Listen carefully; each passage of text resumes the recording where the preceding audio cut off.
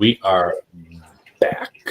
I love that intro music. It makes me feel very like snazzy. That's because you created it. What can I say? All right, guys. So we are back. Where are we? So welcome back to another episode of MILIVE, where we talk about how to make your nutrition and fitness goals realistic, achievable, and sustainable. As always, I'm Jay Woith, and with me is Dr. Brad Dieter, PhD extraordinaire, as you can see right there by his name. That is a nickname from me, not self-imposed. Just if anybody is wondering, we will clarify that one. If you guys have any questions while we're talking, just ask away. We'll get to everything while we're live. If you have questions and can't attend one of these live, just make a post in the Facebook group, message me or Brad, send us an email, something. We can absolutely get to your questions at, pre-questions for our show. It's not a problem. But with all that being said, let's jump into our very first topic. And our first topic today is, if I can get a button, our very first topic today is, today we're talking about fat. Let's talk about fat, baby. Let's talk about you and me. Like that one? Did you call me fat? PHAT. Okay. Pretty hot and tempting. Oh my God. I didn't think you needed to explain it. Huh?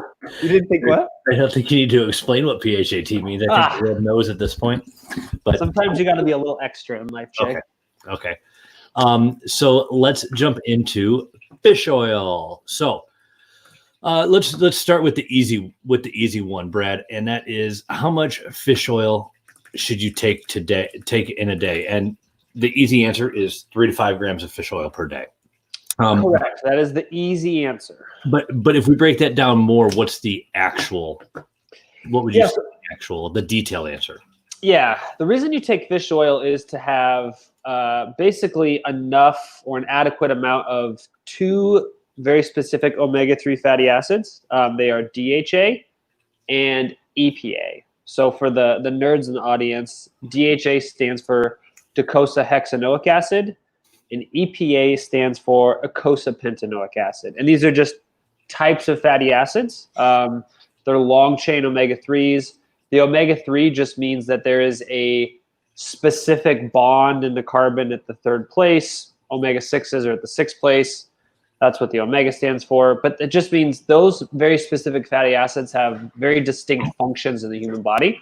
And we don't manufacture enough of them from our diet or our body in general, unless we consume them. So they're generally considered an essential fatty acid. And how much? Now, I think that fish oil is one of my favorite supplements to talk about, and I'll go into why in a second, because I think it's like the perfect human solution for things. It's like the perfect American solution for things, and I love it. That's true. So how much DHA and EPA in our 3 grams of fish oil per day should we be getting? You want to aim for really roughly around 1.5 grams of each. You probably want to have a little bit more DHA than EPA. So I think the recommendations we have on our website are 1.8 grams of DHA and 1.2 grams of EPA. Yep. But if you're like right around that 1.5, you're pretty close. Yeah. And here's why fish oil is one of my favorites. So the balance, a natural non-Western, a traditional like primate or human diet. I guess it would be primate. I don't know if that's I know what that primordial. I don't know if that's the word I'm actually looking for, though. The traditional diet, non-Western diet, what's the omega-3 to 6 balance that we want? Is that a 1-to-1? So this is such an interesting topic. And maybe I'll come back to that in a little bit. But really, the closer you are to 1-to-1, the better. Okay, that's where I was getting at. Yeah. Sorry. Go ahead, Brad. Oh no, go ahead. What are we typically like? What's the typical American diet at? Isn't it something like 1 to 11? I think it's closer like 1 to 16 to 1 to 20. Okay. For the average United States American. Yeah. I guess if you live in the United States, you are American. The average U.S. citizen. Yeah, an average American diet. So, but and that's why I think it's interesting. Instead of saying, because it's hard to cut out, like it's which is the easier change? Is it cutting out the 6s, or is it just bumping up your 3 intake? And it's obviously bumping up your 3 intake is the easier one. Yeah, you should do both. Don't get me wrong, but I just think it's such an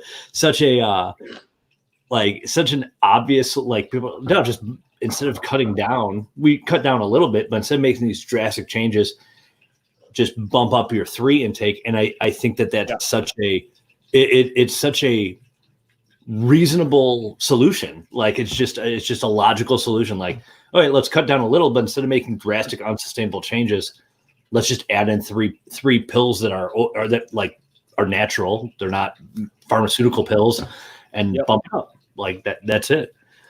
So what are the downsides to being in that, to being in that 1 to 16, 1 to 20 ratio, to having that high omega-6, to being out of balance like that? Yeah. So this is kind of where it gets very interesting. So generally speaking, what we know about omega-6 fatty acids and omega-3 fatty acids is the higher your ratio of omega-6 to omega-3, kind of the more pro-inflammatory kind of your circulating fatty acids are, kind of the more pro-thrombotic, so the higher clotting risk you have, things like that. Now, this is one of those really interesting pieces about science that is just strange, in the fact that this whole idea, like, everybody knows about the omega-3 to omega-6 balance. As far as I am aware, this fundamentally boils down to 2 or 3 review papers that were written by this guy named Simopoulos, that like made the rounds and became very popular, and just kind of became like nutrition canon, right? Like, oh, you got to fix your omega-3 to omega-6 balance. And it wasn't really based on like a series of really good hardcore like epidemiological, experimental, mechanistic data. It was like, hey, here's some things we know about these things and how they may function as like leukotrienes and thromboxanes and all the like downstream things that come from the omegas. And then let's just extrapolate that out to the diet. And then this is probably what's happening. So that's really based on these 2 big review papers, which is really interesting. Now, only on 2, like that's but that's on the omega-3 to omega-6 balance. But there has been a absurd amount of literature on omega-3 supplementation in health improvements, and a lot with cardiovascular outcomes. So either cardiovascular risk markers like triglycerides, insulin sensitivity, CRP, cholesterol, all those things. We've done a lot of like risk markers. And then we've also actually done some like primary and secondary cardiovascular prevention. Sehr interessant. Very interesting. Was that German? Yeah. The German. Ah. Yeah. Das war der Deutsch. Das war's Deutsch. Yeah, mein Deutsch ist schlecht. My German is bad now. All right. So if people want to read more about omega-3 and omega-6 balance, where can they go to find out more information on that? They can go to NutriWiki.org and then just do a little searchy search in the searchy search bar for fish oil. Fish oil, NutriWiki.org, or you can go to macrosinc.net/NutriWiki/fish oil. But is there a hyphen in between fish and oil? Fish, oh yeah. https://macrosinc.net/NutraWiki/fish-oil/ or just NutriWiki.org and go to fish oil. I forgot that this is also an audio uploaded podcast sometimes, and I just think about there being there's a cat on my lap for the audio podcast now. I forget that sometimes I have to read things out loud. So, Brad, if somebody's like, I don't still understand, I get it, but I don't get it, or what other, I mean, in my opinion, raising your omega-3 to balance out the 6 is like, it's one of those, it's an actual nutrition hack, right? We always hear about, I'm biohacking. Like, this is an actual, like, to me, it is like we're kind of cheating the system here, but in a really good way. Yeah. If people are looking for other tips and tricks and things like that, or they're just confused by navigating the waters, where could they go to find some help with that?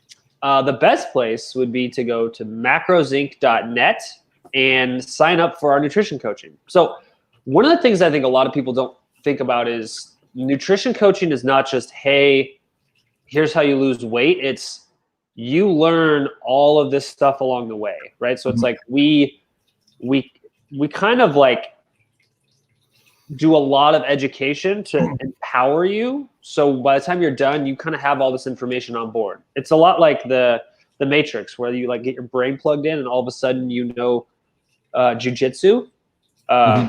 It's like that. Yeah, there's Pretty much like that. I agree. There's a cat, right?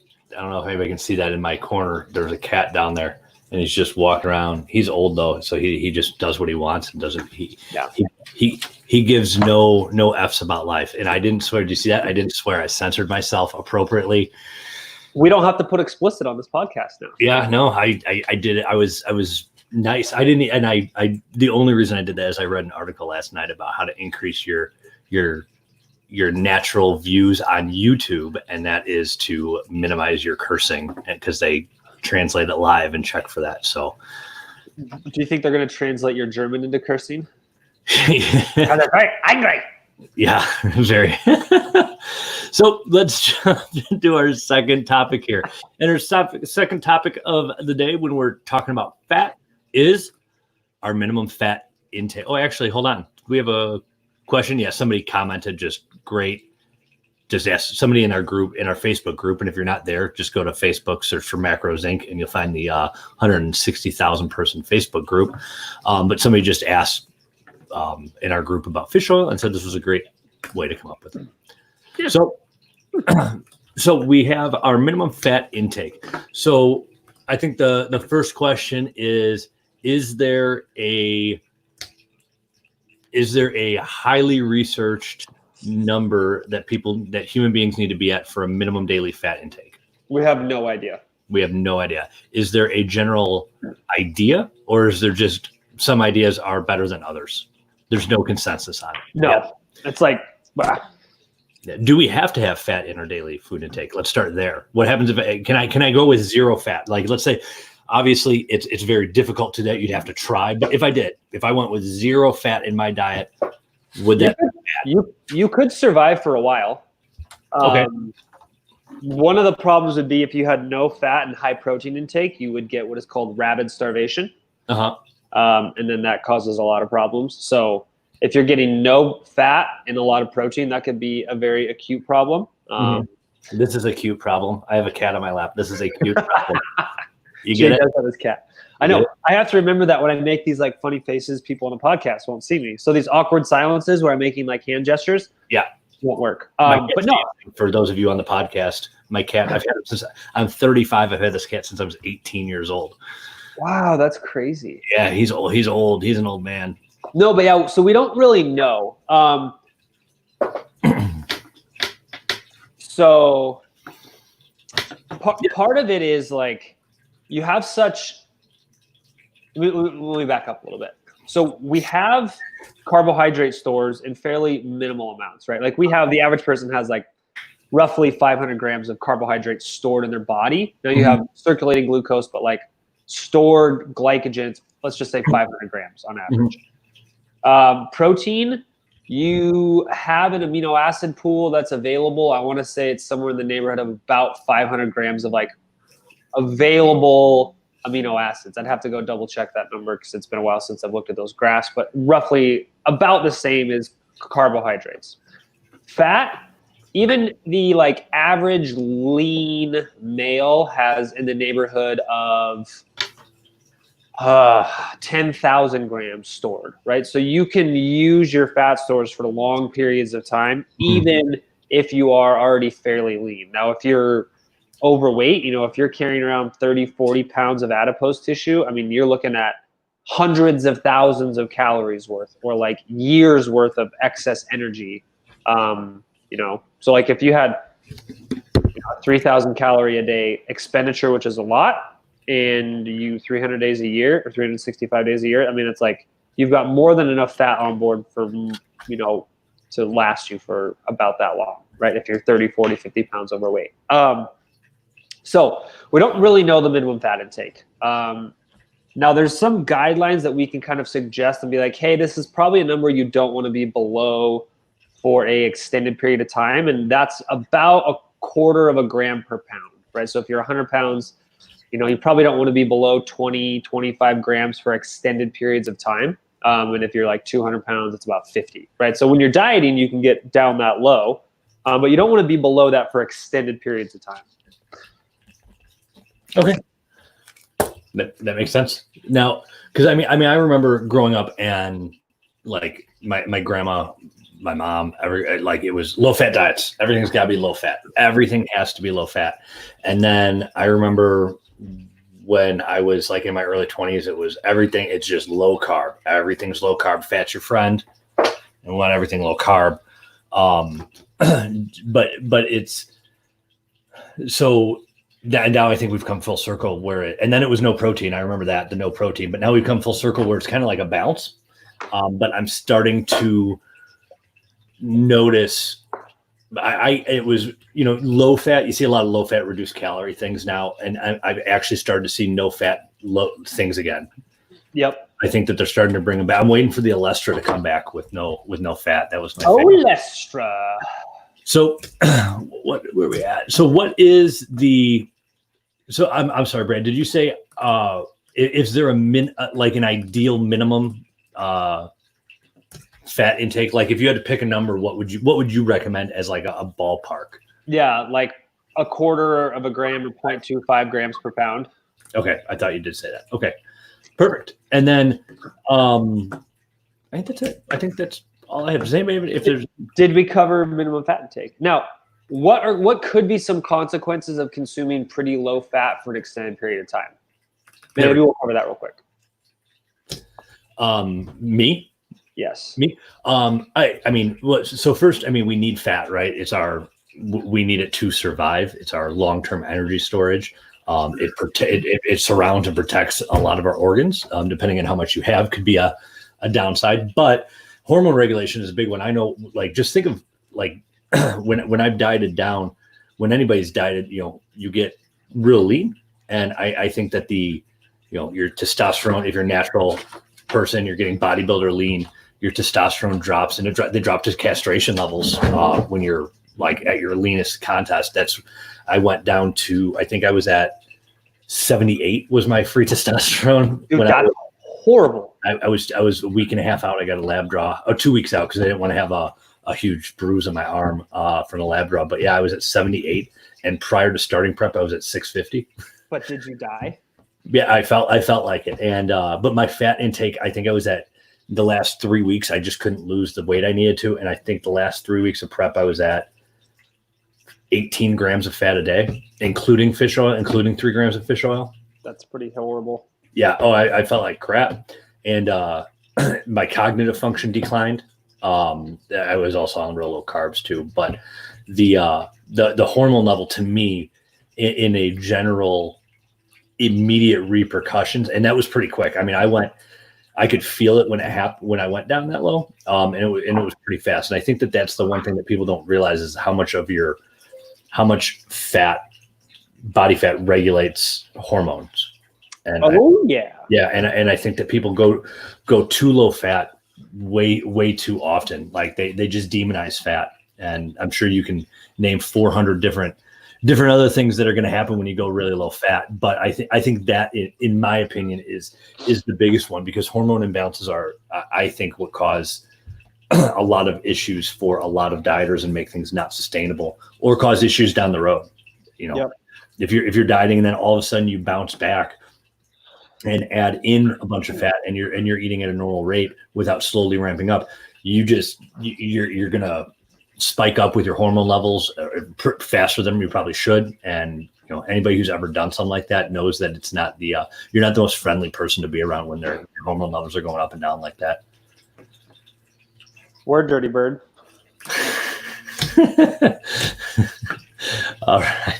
So we have a couple comments.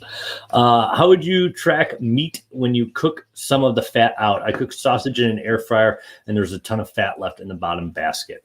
I personally would just leave the fat counted in and take the bonus calories, take the bonus loss. The only other thing you could do is weigh that fat, weigh it. And then I would, not all of it's going to be fat. You could weigh it and then use maybe half of it as fat. But that's, that, to me, that's getting too complicated. I agree. Yeah. I would just take the bonus loss. I mean, so let's say if you, even if you air fried it and out of that 4 grams of fat came out. I mean, that's where you're going to put those extra 4 grams or, And my Dairy Queen Blizzard. Yeah, those 4 grams or 8 carbs, they're not going to make that big of a difference. I wouldn't worry too much about it. People do it, but it's just, you're missing the forest for the trees, I think, when people do that. And I've done it. Don't get me wrong. I have done that. I've obsessed so much that I've done that. I've weighed like the bacon, the grease coming off bacon before, and it's just not worth it. Veronica said that was a great question. I was thinking the same. Just started using the air fryer. I love my air fryer. You know what's even simpler than using an air fryer, Jay? What? Oops, wrong. What is simpler than using an air fryer? Why do I keep hitting the wrong button? Ordering out. Or what's another way you can take care of all of your meal prep needs without ever having to bust out the air fryer? I don't know. If only there was a place that I could just have my meals made for me.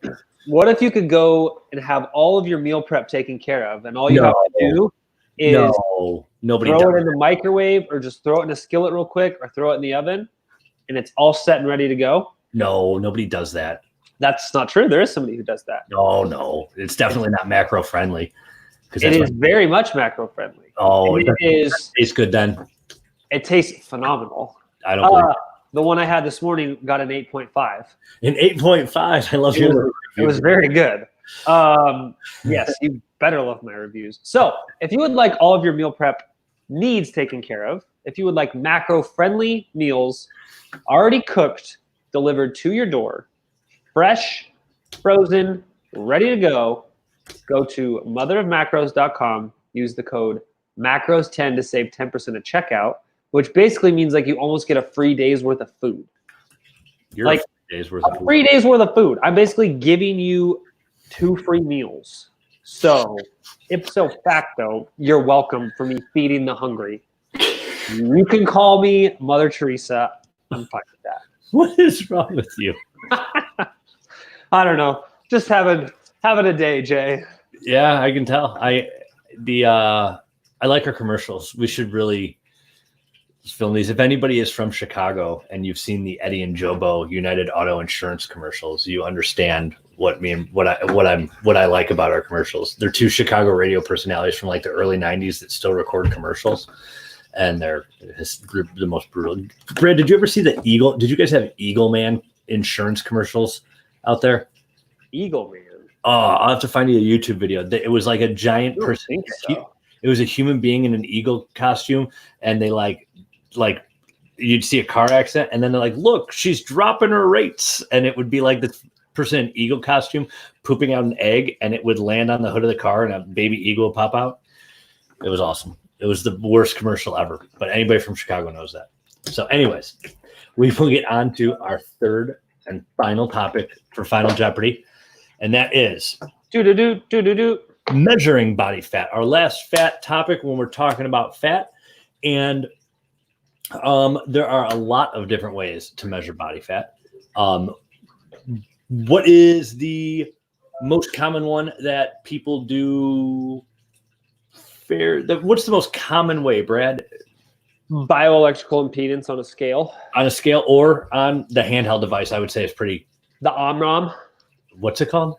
An OMROM. An OMROM? Isn't that what they're called? I don't know.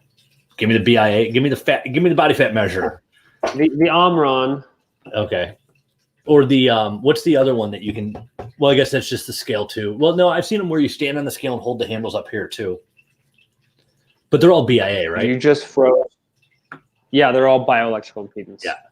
So BIA is the most common. I have a BIA scale. It came. I think most modern scales have it built in, just because I think the technology is so cheap at this point. Do you use one, Brad? I do not use one. Have you ever used one? Yes. Did you find it to be accurate? No. Okay.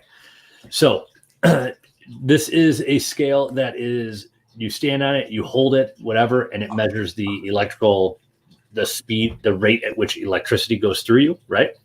Yes. Okay. And it's the most common one. We see people use them all the time.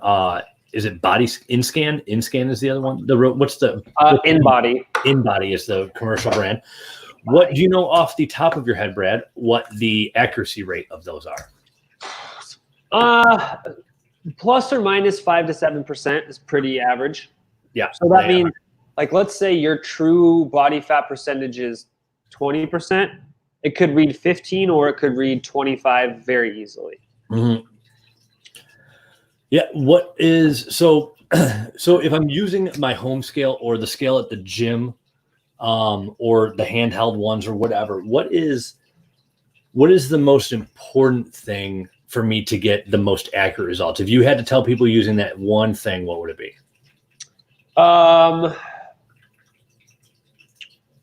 Use it as well.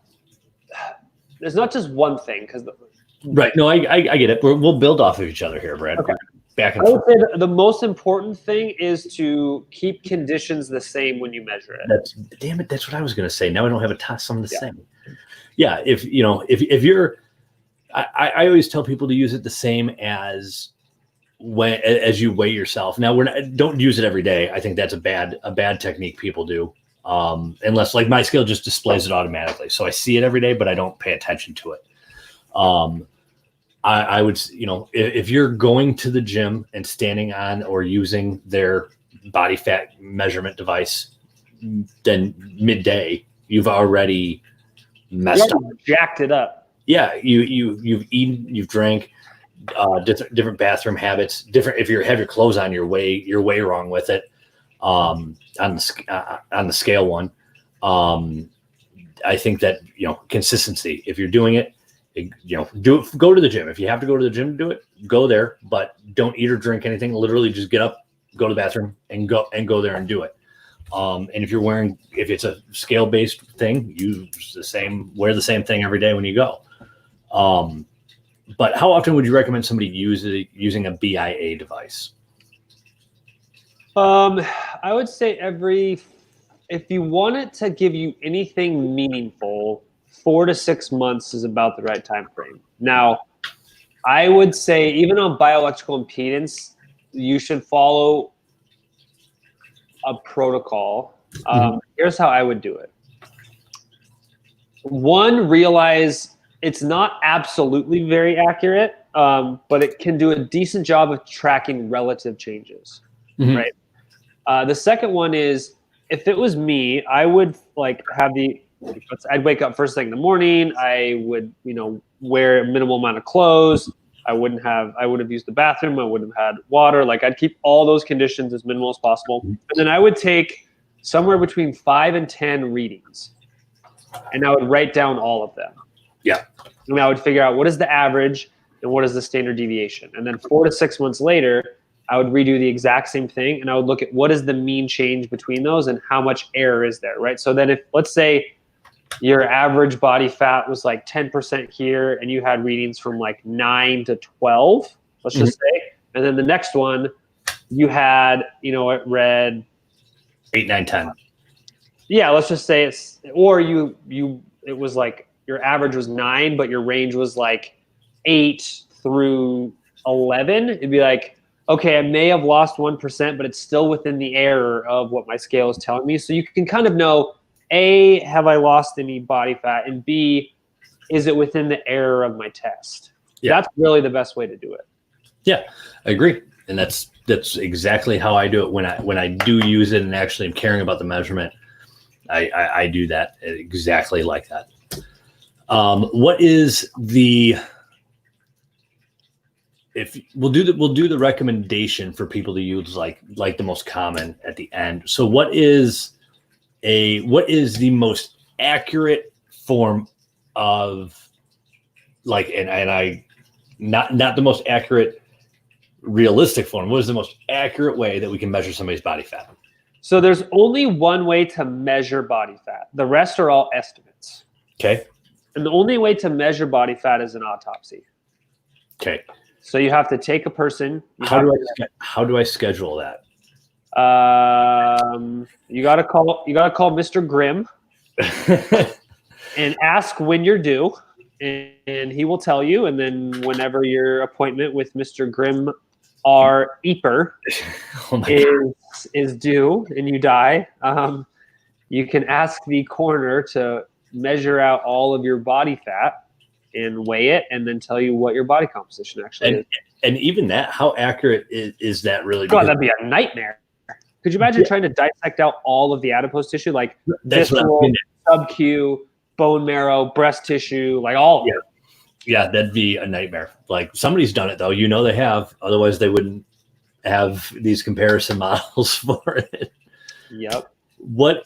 So outside of an autopsy, if somebody was like, yeah, I really, really want to know, because first, let's be honest, there's really no reason that be outside of like an estimate. None of us need to know our body fat.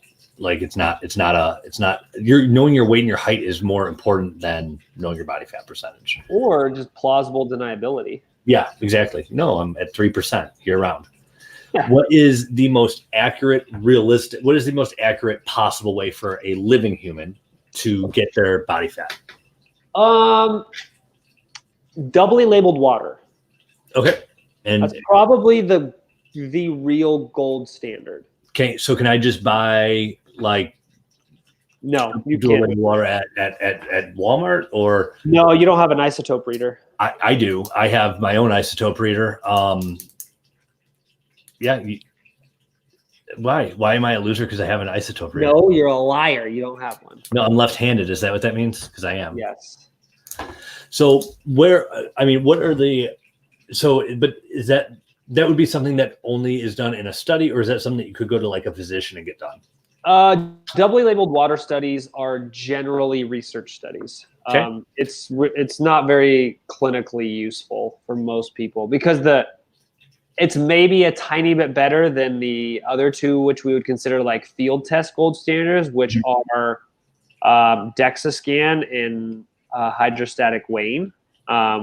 Those are the other two kind of gold standards that are field based, and they're maybe a little bit more accurate than doubly labeled water. Okay, so then which would you recommend? So let's talk about hydrostatic weighing. And these are all ones that people can get done, but they're just not as common as BIA. So we'll kind of talk about them all together. Hydrostatic weighing, the air displacement or a bod pod, and DEXA. Which of those three, if you said if somebody's looking and those are they're like, I'm going to go with the three big ones. One of the three big ones. Which one would you say this one is the most accurate? I would say DEXA is going to be the most reliable for people. Okay. Hydrostatic weighing is very uncomfortable and requires you to breathe out all of your air for it to be accurate. And you're underwater. Yeah, and it sucks.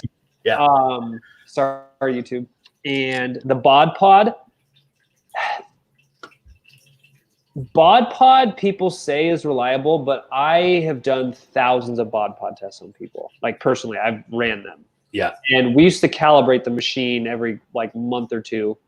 And we would have to do like a bunch of intraday tests. Mm-hmm. And I wouldn't shave, do it in the morning, then I'd shave. I would change my clothes. I would use the little breathing tube. I'd not use the breathing tube. And I would see in a day, I would see 4.5% and I would see 15%. Like, that is the level of air I could see just based on changing a few small things. Wow. So bod pod is very sensitive to changes. Okay. DEXA is a little bit less because there's strict protocols you have to follow, and it uses completely different technology. It doesn't use air displacement. Yeah. Now, DEXA, is that something that we can get done weekly? I would not do it weekly. Because it's an X-ray, so we probably wouldn't want that, right? Yeah. I mean, if you want a third arm. I mean, that would be helpful to hold the microphone right here while I fidget. I could just hold it right up to my face, or I could have what? That would be awesome. That would be awesome. Like, I could have a third arm to hold my telephone while I'm writing, while typing. Yeah. That'd be pretty sweet. Maybe I should start getting some Dexas. Have you ever read the Kingkiller Chronicles? I don't think so. So there's this system of magic in there where it requires you to like partition your brains, like your mind, so you can like focus on one thing fully and focus on another thing fully. That's what I want to be able to do. I don't care about arms. I just want to like be able to simultaneously, discreetly think about like 10 different things at once and like make forward progress, so that my brain just be like. That's called taking acid, Brad. That's what that does for you. Oh, I know what I'm doing. And there goes our YouTube viewership. Right. Well, we just went from 5 to 3. Yeah. So and then let's talk about the realistic ones, the ones we can do. Probably the most common, not the most common. What do you think the most, like overall, the most accurate, most easily accessible, least invasive, safest measurement tool is for body fat? I mean, I would go skinfold. I would go calipers when used by somebody who knows what they're doing. Yeah, but that can feel very invasive to people. Like that maybe feels more invasive than like a bod pod. You know what I mean? Because they're like, people are just like grabbing your body and measuring it. See, I like that. I like come up and just like, pinch me, give me a pinch. Feels like, love. I honestly, like a BIA scale is not great, but it's super convenient. The in-body ones are not bad. What about just visual? Yeah, what I would say is like pictures and like circumference measurements are more than what most of us like. And that's probably all most of us actually need. Yeah, I agree. I used to be a big body fat percentage person. I liked bodybuilding. I was trying to do it unsuccessfully, and the everything's about body fat percentage. And then once I stopped doing that, I found out that I realized that I can visually estimate based on looking at other pictures just as accurate as standing on a BIA scale, and I know where I'm at. And then I think after you start doing that, stop focusing on a number and start focusing on what you see. Overall, you really don't care about a number, and you just care about being happy with what you see in the mirror. Yeah, and I think for most of us, knowing the exact number doesn't really matter. No. What really matters is progress. Yep. Yeah, because I can tell you my goal was I wanted to get to 12%, and then it wasn't enough. Then I wanted to get to 8%, it wasn't enough, and I was probably down to about 6% body fat, and I had a DEXA done, and I think the DEXA came back at 8.7%. I can't remember. I have the paperwork somewhere, and I was too lean. I didn't like how it looked, and I know now from looking at visual estimates and knowing myself and knowing the numbers, like I don't really. It changes. Sometimes I'm really happy with how I look at when I'm at like 10 to 12%. Sometimes I'm happy with how I look when I'm at 15%. Sometimes I'm happy with how I look when I'm at 8%. And I think that visual estimate is probably the best one overall, especially I think for mental health. It just helps you a lot better. Yep. You don't need to be chasing an arbitrary number. Nope. And that's what most of us do, especially with some like body fat and body weight numbers. Who cares? Cool. So actuals. We have a couple. Kristen Hamilton, 10 out of 10, does not recommend an autopsy. Laughing face emoji with tears. Fun. I'll dissect Jay and see what I find in there. Yeah. When I remember when we did our morgue rotation in paramedic school, that was my favorite part of the rotation. It was my favorite part about paramedic school. Ugh. Doing autopsies. It was so cool. I could have stayed on there all day. Joe said, yes, I do. Sorry, Joe, I don't remember what that was about, but good. In body scan. And that was probably in relation to our comments from earlier. So we have no other comments. Brad. Jay. If people are like, you know what, these guys make sense. I don't need to know my body fat percentage. I just want to make progress and I just really want to be happy with what I see when I am looking at myself naked in the mirror. Where could somebody go to get some help looking better naked? I would probably go to macrozinc.net. Yeah, that's where I would go. We have a 2-week /services. Oh, this one? That one. No www though. It's not needed. No, you've chastised me and shamed me enough. I'm gonna put a 401 page, a 404 page on that, and it says when you type in www, and it's a picture of me pointing at you. Insane. You don't need the www. No www. This is not World War III. Get it? Because there's 3 W's. You're so funny. Yeah. What is WWE? What's wrong with wrestling? I'm just saying. What if it is? We'd probably get sued. Probably. Yeah. So go to macrozinc.net/services, and we have a 2-week free trial for nutrition coaching. Sign up, fill out your forms, get an intake, fill out your forms, get a consult with a coach. You get a free copy of my Macros Plus, free copy of my Workout Plus. You get a free ebook. You get to email with me. You get access to our client group. Then you get a coach. You have a relationship and a friendship with the coach. You make a lifelong friend. You make your goals. You learn how to sustain those goals. Everybody's happy, and then you are just a happy person. What if do you get memes and GIFs? In the client group, when you post only. When Brad posts at the client group, you will get unlimited memes and GIFs. I am the meme king. The meme king. So we have a couple questions, and then I think we're gonna roll. We'll recap, and then we'll roll. Roll out. The anonymous Facebook user from our Macros Inc. Facebook group said, "How accurate are cheap scales? I have a Fit Index scale. It was like $30. That gave you body fat, muscle mass, and bone mass." I would say the absolute measure could be off by plus or minus 8%. Like that's a pretty big range, which means if you're actually 10, it could give you 2 and it could give you 18. So I would not put a whole lot of stock in it. Now, you may be able to use it to tell how hydrated you are. That's one potential use for it. Yeah, mine gives me mine's probably 20 years old now. And it gives me I've probably had mine since I was like 16, and it gives me visceral. It tells me my visceral fat, my hydration status. It gives me a bunch of stuff, all things which are, I'm sure, extremely not accurate, but they are interesting to see. They do trend down appropriately when they should. So, Jay, I think you should get a specific gravity reader, and you should check your hydration status of your urine every day. All right. Yeah. Whatever. Just see what Lisa says. Yeah. Whatever. The when I used to work at the hospital, we used to have to calibrate the machine, for the urine dipsticks on people. They ran out of the calibration fluid once, and they were like, "I'll just pee on it and see if it's working." So we would just pee in the thing and use ours because we were like, "Oh, we're healthy." That's not. It doesn't like looking back. Wow. That didn't calibrate anything. Those things were way wrong. What were they doing? That's why you don't have crazy. That's why you don't have like 19-year-old paramedics like calibrate medical equipment. Weird. Yeah, no.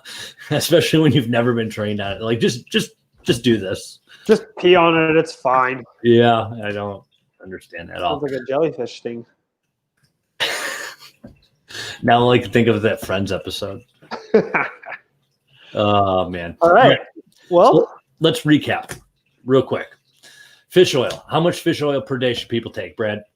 3 to 5 grams of a high-quality fish oil that gives them 1.8 grams of DHA and 1.2 grams of EPA. Perfect.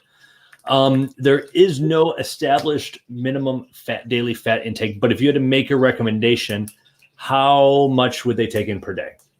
0.25 grams per pound would be your kind of minimum threshold. Minimum. Okay. And if I'm under that a couple days here and there, is that a big deal? Nah, you're good. Okay. And measuring body fat, if you had to pick one method, if somebody's like, I want to know how much body fat I'm at, and just sitting at home right now, like I want to know where I'm at, what would you recommend they do? Autopsy or bust. What would you, if they were like, oh, I'm just curious, want to see where I'm at, what would you really recommend? I would go get a DEXA. A DEXA? Okay. And the reason I would do that is it gives you more information than just your body fat. It'll give you a little bit of an idea of kind of distribution. It'll give you a little bit of an idea of muscle mass, which I think for people, knowing their lean mass number is more important than their fat mass number. It will also give you information on bone mineral status. So like if I'm going to go get a body comp test done and I have to go spend an hour of my day doing something, I want to get as much useful information as possible. And a DEXA scan gives you a lot more than just how much body fat you're carrying. Good. I agree. And let's say I say I'm not spending money on that. I just want to know what number of body fat I'm at. Would you recommend calipers, BIA, or visual? I would say calipers would probably be next. Okay. Perfect. It's probably your best bet. Cool. And then we got one question that just came in. Good question. Any brand recommendation for fish oils, or doesn't it matter? I usually give the same two recommendations, and it's usually SFH and Pure Pharma. Okay. How about like the Vitamin Shoppe or GNC brands? As long as they have enough DHA and EPA, then you're probably fine. I just recommend those two because I know what's in them. Yeah. And they're all cold pressed and pretty high quality.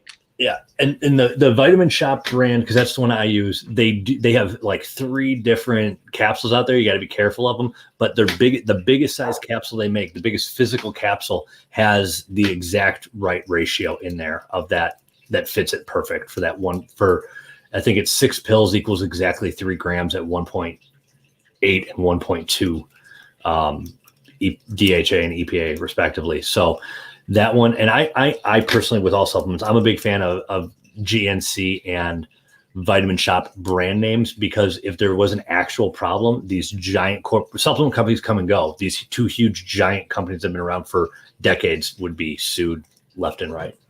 Yeah. What was the second name of that brand again? The brand? SFH and Pure Pharma. Pure Pharma and what? SFH, like stronger, faster, healthy, or something like that. Okay. And can fish oil go rancid? It can. So keep it in the fridge and keep it out of light. All right. Well, I think that's it. Guys, we will be back tomorrow. If you have a question we didn't get to, make sure you make a post in the group. Tag Brad Morgan. He will get to it shortly. Will there be a transcript? Somebody just asked, watching at work, will there be a transcript? You can go to our YouTube channel. You can go to our Facebook page, and those are both transcribed live while we're doing this. Our Facebook group is not transcribed while we're doing this. So you can go there, and there's a captioned version of these there. Boom. All right, guys, we are out. We will see you tomorrow, and have a good one. All right, same macro time. Same macro channel. All right.